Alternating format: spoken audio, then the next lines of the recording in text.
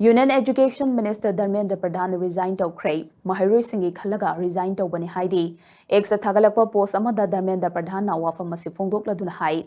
Mahangna Union Education Minister gi post gi resign Tauriba se Jantar Mantar Yauna.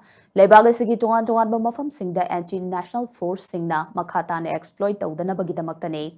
Mahake resignation asina Lebak Asigi Apunba Saktam Kaihandana Thambangam Lagani Amadi. Lebaga Sigi Mahiroi Sing legal gi budget Naba Singdagi Kanbangam Lagani. Mahiroi Singna Irang Hauduna Lebagi Mahutta Mahai Mashin Tambada Mai Onsinduna Masagi career Semzabangam Hanabagitamak from Masithatokpani Hairi. Dharmendra Pradhan Union Education Minister gi from dagi resign Toukiba Duga Mari Lainana Prime Minister Narendra Modi na Hauzik Faubugi Oina Wafam Amata Fongdura Palai Panbayabadi Cockroach Janta Party CJP na Luchinglaga NEET UG examination paper leak case ki Achumba Wild Fanghalu Amadi Union Education Minister Dharmendra Pradhan resign Taugadabani Haiba demanda Khongjang Sangsinduna Lakpane. Khongjang adugi sarukamoina Delhi gi Jantar Mantar dagi Parliament tamna mioi lising kayana sarukyaduna Chalo Sansad ki Khongjang chathakibane. Khongjang aduda security force na kaihenba thawong kaya chathakiba aduna maramoiraga Mahairoi kaya sopan nangkibane. Security force ki thawong sing adu yaningdaba fongdoktuna CJP na Sillaga Hayeng Laibak Sinba Tungna Candle Mars Chathanaba Thaurang Tauribane. Candle Mars aduda July Kungi Khongjang da Sok Labasingda Lale Haijahanba Amadi Khongjang aduda Sarukya Kiba Mahiroi Singi Mathakta Pan Kiba FIR Khudingmak Handok Hanba Haibana Chingba demand kaya masu Tangadauri Hairi. Union Education Minister Dharmendra Pradhan na Masagi Famdagi resign Toukraba Matungda CJP na social media da Thagalapa post aman hai.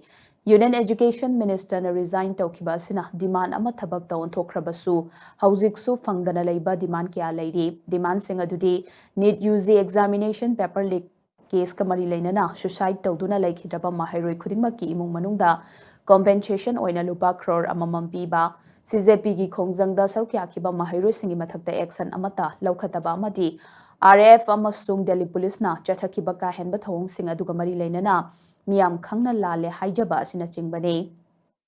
Demand sing asi hauziksu fangdana leiri amadi mari leinaba singna demand sing asi thabakta onthokadabani haidi nakalamromda Union Education Minister resign taukiba du leibak asigi naha singi mai bakpani haina maikai kayadagi nungaiba amadi harauba phongdok narakli social media da thagalakpa post amada climate activist Sonam Wangchuk na hai Dharmendra Pradhan gi resignation adu tangdu leitaba amadi khangba kanbagi mai bakpa mane mai bakpa asigi damak CJP amasung leibak asigi Genji singa loinana Khongjang asida akiba khudingmak tungoinaramlaga punna haurakhiba mipung khudingmakta thagatpa phongdokle hairi amromda hanagi Union Minister Sharad Pawar hai Union Education Minister gi resignation asi leibak asida leiriba naha khudingmakki mai pakpani haukiba numit kungani pani asida leibak asigi naha singna hanba leitana honarakhiba dunga sidi mai pakpa haurei naha singi mathongna maringjal singa du singthaningai ni haina sumahangna makhatari Congress ki General Secretary Organization KC Venugopal Nahai,